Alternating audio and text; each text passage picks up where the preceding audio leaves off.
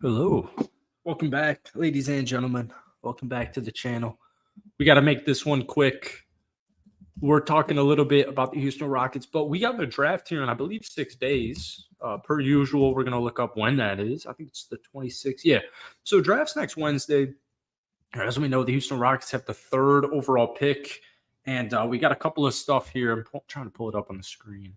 But before we get into it, once again, this is going to be really quick. I probably won't be able to upload this onto the like Spotify and Apple and all that fun stuff, which the links down below, by the way. I probably won't be able to do that for an hour or two. But the Rockets have third pick, and we're going to be doing these streams probably every single day as long as we can up until that actually happens on Wednesday and probably for the foreseeable. What's up, Gregory? I appreciate you posting up here. Yeah, we're a little tight for time, but I just did want to give some opinions on this. Let me plug it in. Thank you guys so much for listening to the pod on Apple and Spotify. Like, seriously, we're running these numbers up. We're getting close to 1,000 total plays. But here we go. Throw it a 5-star ranking because I think that helps the algorithm if you're listening on either of those. But what's up? The Houston, all right. The Memphis Grizzlies are a potential trade partner for the Houston Rockets on draft day, with Ime Udoka said to be a fan of Marcus Smart per Kelly Iko. Both GM Rafael Stone and head coach Ime Udoka are fans of veteran guard Marcus Smart, league sources said. Is there a possibility Memphis could entice Houston by offering Smart in addition to the 9th pick and future assets to move up and grab Klingon if he isn't already gone? Tennessee's Dalton Neck, who has friends within the Rockets organization, could be available if Houston were to move back. So, I mean, this is like really good in theory. I really like this trade idea in theory. My only concerns are if you were to trade for Marcus Smart, you probably want to have a combo of Fred VanVleet and Marcus Smart. Like, you want to have one of those out there at all times. And, I think the Rockets either way will be super relevant next season. So one concern I do have is Jalen Green's, inconsistency and his shortcomings defensively. I worry that could get in the way of Jalen Green's development, number one. But defense wins championships. I mean, Marcus Smart coming off the bench to me is kind of crazy. I mean, he's 30 years old. This is one of the best defensive guards in the NBA here. He had a horrible injury season last year, only played 20 games. So we got a really bad sample size in Memphis. Never really made sense that he was over in Memphis. Has this dude not started? He started every game since 2020. So I don't understand. And Alex says it right here. If you trade for Marcus Smart, one of two things are going to happen, all right? Marcus Smart starts, right? And you know what? Maybe Houston could get away with I think I saw somebody tweet this where you trade away Dillon Brooks in that package. So you trade Dillon Brooks in the 3rd pick for Dillon Brooks at 9. It's kind of feels like I'm getting fleeced in that trade, though. Just saying that trade out loud, I feel like I'm getting fleeced, but I don't really need Marcus Smart and Dillon Brooks, right? So a third team would have to join that trade and give us something that entices me, which would probably be more of a draft pick. But basically, my whole point is this. If you trade for Marcus Smart right now, Marcus Smart, most likely, I don't get why this dude's coming off the bench. I keep seeing tweets about this. Why is Marcus Smart, who has started every game he's played in since 2020, I don't get why he's coming off of the bench. It's not like he's 34 years old. So then you got Jalen Green stifled development. All right. And this is Jalen Green's 4th year in the NBA. And we need to figure out if Jalen Green is part of this Houston Rockets future or not. If Jalen Green, and here's the thing, every team needs good bench players. Every team needs a good bench player to get you through the regular season and help you out in the playoffs. The thought of me just Jalen Green, the 2nd pick in the draft 3 years ago, just putting him on the bench, it just feels so freaking depressing. Or if Jalen Green starts and you do decide to throw Marcus Smart on the bench, because I guess at the end of the day, starters are starters. It's all about who closes. Freddie, Marcus, and Jalen, that still kind of worries me a little bit because who the hell's guarding like KD? Who the hell's guarding LeBron? Whatever. But as Alex says here, if Marcus Smart comes off the bench, which everyone's assuming is going to happen for some reason, Amen Thompson's no longer the point guard. Granted, Amon might be better suited long term for a forward, kind of a do it all position. I don't actually know if we're at a point now that I'm saying all this stuff out loud. I don't know if we're at a point because Amon Thompson played what 50 games in his rookie season. Like, I don't know if he needs to be a point guard. Actually, basketballreference.com has him slated last year as a small forward. 2.5 assists. What is that sampled to 36? I hate 30 per 36 statistics. 4 assists per game. So, I mean, actually, now that I say it's out loud, Amon Thompson kind of wasn't really, he's kind of a positionless player in general. But if you trade for Marcus Smart, one of Freddie and Marcus will be out there most likely at every point in the basketball game. But he is a huge upgrade from Aaron Gordon. No disrespect, obviously, to Aaron Gordon. He did a phenomenal job,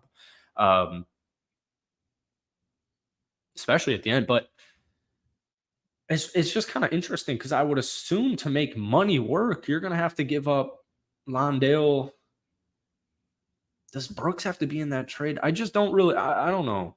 The thing with this is – and we got Kerem in here. You guys chatting away. Thank you, guys. We got 13 people in here. Listen to the pod down below. At least give it a follow and a 5-star rating. That would help a lot because I'll post these after we do this. Marcus Smart defensively, it changes the freaking game. I don't think he can come off of the bench. All right, let's take a look at the chat here. I'll take Mikal any day, but Marcus Smart is going to push back the production for Amon. I feel like LP is the star for the Rockets, and Jalen is probably the second option. That's the thing is I'm glad you said the word probably because that's what it is. It's like I would actually say it's maybe Jalen Green. I think actually the better word for it's hopefully Jalen Green. We got a big third year from Jabari coming up. We have a huge, even bigger fourth year for Jalen coming up. We got a huge third year for Şengün coming up too. Or fourth year, whatever. Amon and Cam are a little young to really even know what we truly have there. So I wouldn't worry too much about it. The cream always rises to the top. And Amon's a dude who's always going to rise to the top. Azar being the 3, and I guess Amon being the 3 too. I mean, they just don't have 3-point shots. Regardless, Amon Thompson's not going to start for the Houston Rockets next season unless he like significantly outplays Dillon Brooks, which, I mean, what did Amon shoot from 3 last year? 13%. I think I have it here. 13.8%. Like he's a year away for sure. And we knew that when we drafted him this time last year. We knew he was a year away from being a year away, right? Marcus Smart will get hella minutes, though, and it would be taking minutes away from Cam as well. There's a big issue with the Rockets right now, and this is what I think we've kind of been coming, or I've been coming to this conclusion on this show the last couple of weeks, is like we don't really have minutes to spare. It's like that episode of Seinfeld. Like, I don't have a square to spare. I don't have a minute to spare. But I do know Ime and Marcus Smart combo would obviously make the Houston Rockets better. I honestly want to see the team still focus on the youth movement and see how everyone develops. Brooks makes a logjam at forward. I'm kind of feeling that Green will be out by the year's end. I kind of is the way it feels. Unless Jalen, but see, here's the thing. Ime, I think, really likes Jalen. I think all coaches like dudes with hustle, and I think what we saw in the second half of Jalen Green, where he kind of got his charisma back, he got that swagger back. I don't think Ime's itching to get rid of Jalen. But a benched Jalen, man. Jalen ever hits the bench, that's probably the end of his tenure there. JJ just signed to coach the Lakers, really. I really like that, man. LeBron-led coaches are kind of tricky. Thankfully, we don't have that problem. Your Rockets have a future to look forward to if you draft Reed Sheppard at 3. I keep seeing Alex Sarr is going to go number 2. People don't like rotisserie chicken. I would freaking love Roche at 3. I don't really get why people don't want to do that, but Klingon, it's funny because like 1 week ago, when we were doing this show, Klingon was like, the Bulls wanted to snag him at 11. I hope Ime and Raphael know what they're going to do. I hope they make Smart. The Smart is just worrying me because if the chemistry could affect after the trade, we got hella good chemistry. Can't ruin it. I'm trying to remember the narrative last year. I'm trying to remember that narrative. And you know what? Smart's going to the Bucks for Brook. That'd be a phenomenal move for both. Or probably not Memphis, but it'd be a really good move for them. Man, we could have Brook Lopez right now. Thank God we don't have Brook Lopez on our team. And Brook's a good player. It has nothing to do with Brook Lopez, but I'm trying to remember the sentiment from last season and what we wanted the Rockets to do. And I'm trying to remember if I was a little bit skeptical with Brook Lopez specifically because we were rumored with guys like Fred, Dylan, and Brook. And I'm really glad we didn't get Brook, to be honest with you. I don't think the Lakers are cooked. They just need they need a scorer. They need a closer. It's not LeBron anymore. I don't think LeBron was ever really the closer. I think that was always kind of for Kyrie, but I guess a little inconsistency there. What's up? B Marty. I feel like you're changing your damn name. I haven't seen that Instagram be active in a while. Cozy, if we could get that thing going again, that'd be cool. I like to do it out of Tennessee. Lakers are playing team at best. JJ's a good guy, but LeBron runs the Lakers. I had one other tweet. 10 minutes away. I got to get out of here in a minute. Let's see this tweet here.